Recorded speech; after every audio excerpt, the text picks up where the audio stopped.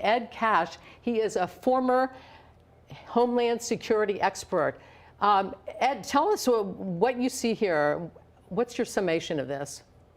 Well, all of the intelligence and pieces came together here, and then they patched the two Brown and MIT cases together, and they identified a person. Right now, I'm sure they're knocking on his door, other places that he may be. They want to take this person into custody, take him safely, is to not have any confrontation, and go from there.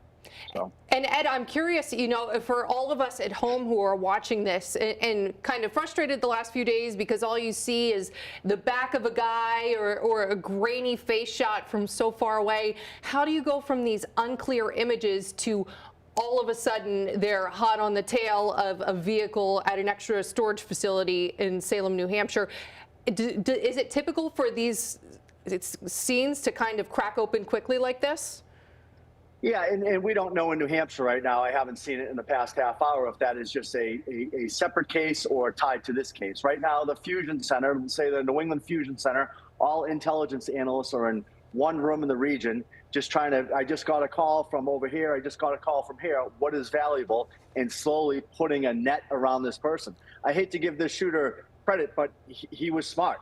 He didn't make many mistakes, but he'll eventually make a mistake. And now he has made one, and now the net around this person is slowly tightening. What do you think about when you see some of that video? What do you think is going on there? Which video are we talking about? I'm sorry. The video from Salem, New Hampshire. We have video from Salem, New Hampshire, where we see people in tactical gear. They are at an extra space storage unit, and they're standing outside with their guns drawn. They have a door open, and they seem to be pointing their guns inside that building.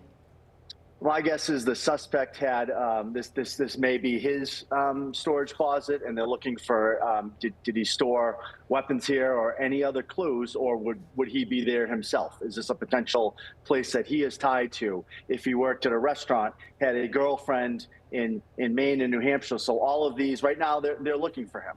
Hopefully he makes a mistake and his transponder goes off at a toll, or he has to get gas, or any one of those things to try to, the tips and the clues are still coming in, but what is real and what is just someone that they thought they saw something. And I'm curious too, you know, everything we've seen, all the criticism that we've heard, there were no cameras in the area for so many days. We had so few images of this person. Does that tell you that a lot of planning went into this crime just based on the evidence you've seen so far? How long do you suspect the shooter was planning this? Well, now we're looking at two shootings, you know, Brown and MIT. Was there a third? Is there a third, God forbid, being planned right now? So yes, this was perfectly executed. I hope in Brown University versus Brookline, which is a rural area where something out of the ordinary could easily trigger, hopefully a license plate, a vehicle. So very different places where Providence is very busy, Brookline's very not as busy, where they can get the clues from different residents now, and they're repeating what they did at your university, looking at ring cameras in the area and anyone else that would see something and trying to piece that together now as well. And now we're talking about crossing state lines. Before we were here at Brown University, now up to Brookline, Massachusetts, and then farther north into Salem, New Hampshire. What do you make of that?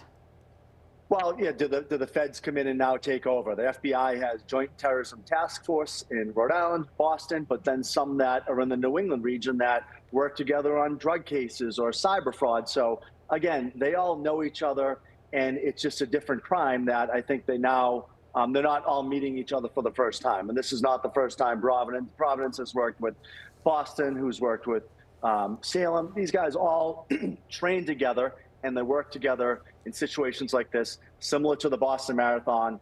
Multiple people from different states who are in Watertown helping with tactical operations or intelligence operations, you know.